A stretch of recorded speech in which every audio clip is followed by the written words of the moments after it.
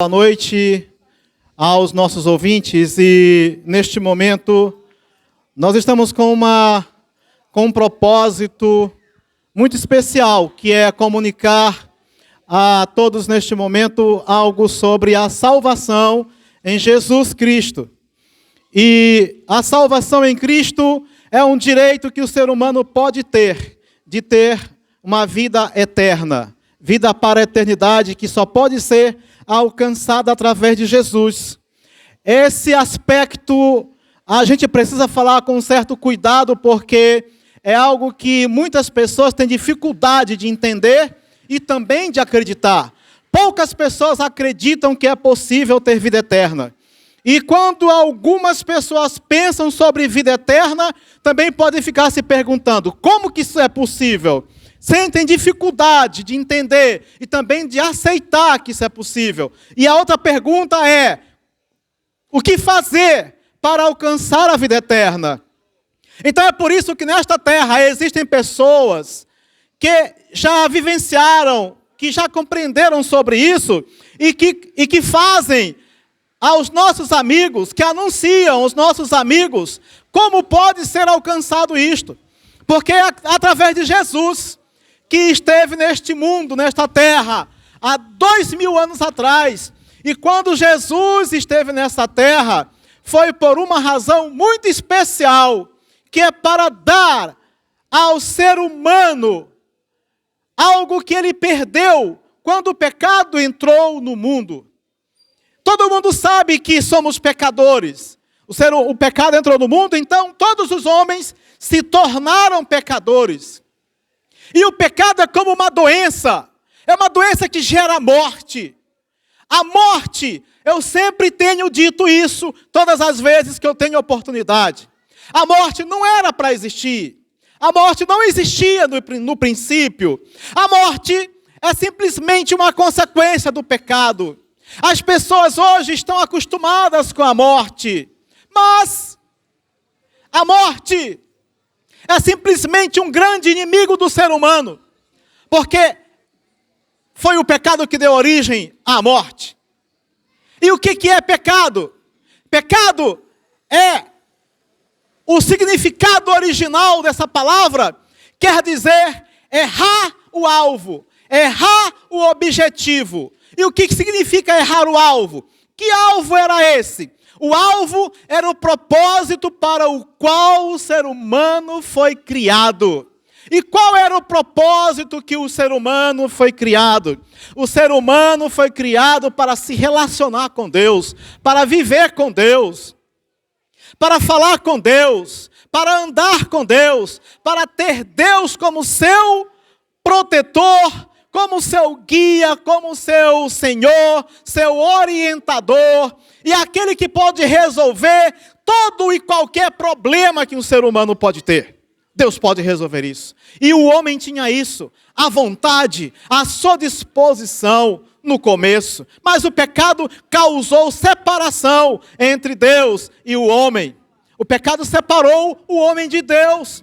E então Jesus veio a essa terra para tornar o homem para perto de Deus novamente. E nós podemos nos aproximar de Deus novamente através de Jesus Cristo. Porque quando Ele esteve aqui, Ele nos ensinou o caminho para encontrar com Deus. Então, qual é esse caminho? Como é que eu faço? O que foi que Jesus fez quando esteve aqui na terra? Ele fez duas coisas importantes. Ele entregou a sua vida porque quando Ele anunciou a palavra, não aceitaram o seu ensinamento e tiveram raiva, ódio dele e o mataram. Mas a sua morte, na verdade, foi um sacrifício que Ele fez para ter condição de perdoar os nossos pecados. Então, através da morte de Jesus na cruz, a sua morte é o direito que você tem de ter o perdão. Através da sua morte, Ele pode nos perdoar. E a outra coisa que Jesus fez, Ele deixou aqui na terra a sua palavra, o seu ensinamento, que nós chamamos de evangelho. O ensino de Jesus é o evangelho, e é esse evangelho que nos ensina como podemos alcançar vida eterna. E quando fala de vida eterna, é importante dizer, eu vou precisar dar uma explicação de como é vida eterna rapidamente, em poucas palavras, resumindo no máximo que for possível, cabendo dentro do tempo que nos é permitido nesse momento. Ok? Então, vida eterna em Jesus Cristo significa que nós vamos ter o direito de viver por todo o tempo, por toda a eternidade. Só que quando a gente pensa em vida eterna, nós precisamos nos desprender desse sistema de vida que a gente tem aqui. Porque muita gente diz assim, eu não quero viver muito tempo, por que eu vou viver para sempre? Para viver com dificuldades, com sofrimento? Só que na vida eterna é diferente, meu amigo. A vida eterna que Jesus oferece é diferente desta vida que nós passamos aqui na terra. De lutas, de dores, de enfermidades, de doenças, de problemas, de trabalho, de canseira, de fadigas. Na vida eterna que Jesus oferece, não é assim. A vida que Jesus vai dar, veja, no livro de Apocalipse, no capítulo 20 e 21, você pode encontrar uma descrição precisa do que vai ser a vida eterna. Lá, o próprio Deus está falando, eu vou fazer novo céu e nova terra, porque essa terra e esse céu que a gente está vendo vai desaparecer, vai ser transformado, vai ser refeito, vai ser modificado para Deus estabelecer uma nova forma de vida.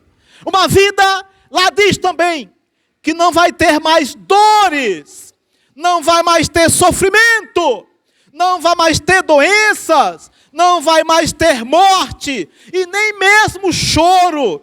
Pense como será maravilhoso.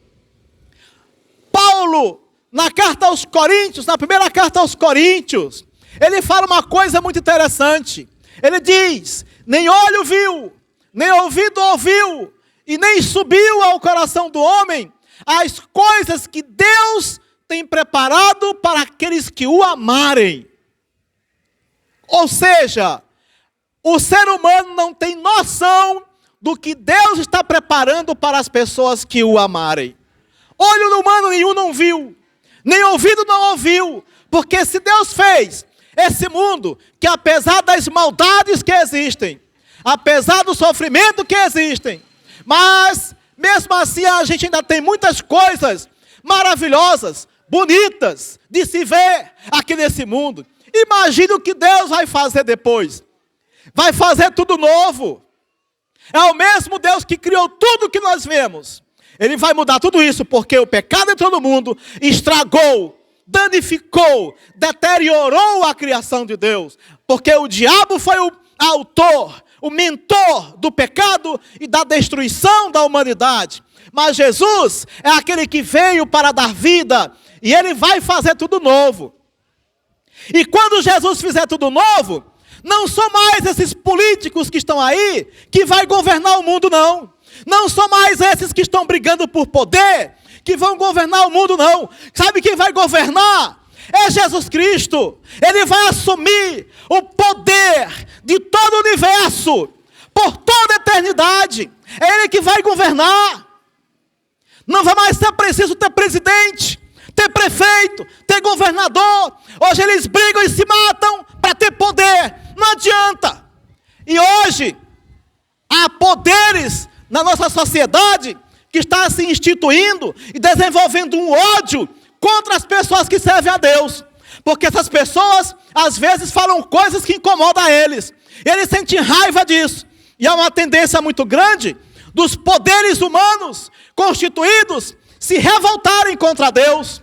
Mas no Salmo capítulo 2 está escrito: porque se enfurecem os gentios e os povos imaginam coisas vãs, os reis da terra se levantam, os príncipes conspiram contra o Senhor e contra o seu ungido, dizendo: roubamos os seus laços e sacudamos de nós as suas algemas. O Senhor que está no céu se ri deles, e no seu tempo lhes há de falar, e no seu furor lhes confundirá. Isso tudo quer dizer que os poderes humanos não mais agirão e atuarão, por mais que se revoltem contra Deus. Olha, eu falei que Jesus vai assumir o governo de uma forma geral e universal. Então imagine como deve ser o governo de Cristo, do Senhor Jesus, porque a Ele foi dado todo o poder no céu e na terra. Mateus capítulo 28, após Ele ressuscitar, Ele disse essas palavras: todo o poder me foi dado no céu e na terra. Então é esse Jesus, que tem todo o poder no céu e na terra, que nós anunciamos. E quando fazemos isso, nós fazemos com muita empolgação, porque nós acreditamos que Jesus vai assumir esse governo. Ele prometeu, ele foi para o céu, mas ele disse: eu vou voltar um dia. Não disse o dia e nem a hora, mas disse um monte de sinais. E quem conhece a Bíblia, quem estuda a palavra de Deus, pode perfeitamente perceber que os sinais que ele falou estão tudo se cumprindo hoje. Estão acontecendo.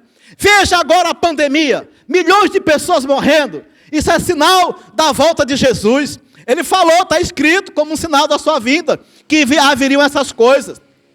Os homens a cada dia se revoltando contra Deus, também é um sinal.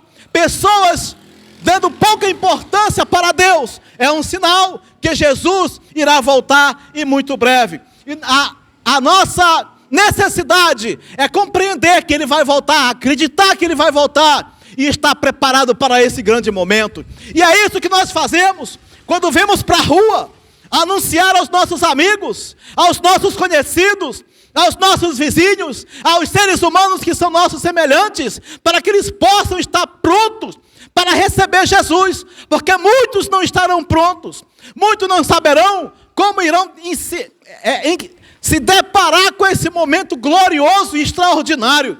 Mas aqueles que estiverem preparados irão sentir uma alegria muito grande de estar encontrando o Salvador, aquele que vai nos dar vida e vida eterna. Esta é a mensagem da igreja e do povo que anuncia o Evangelho de Jesus Cristo. Muito obrigado.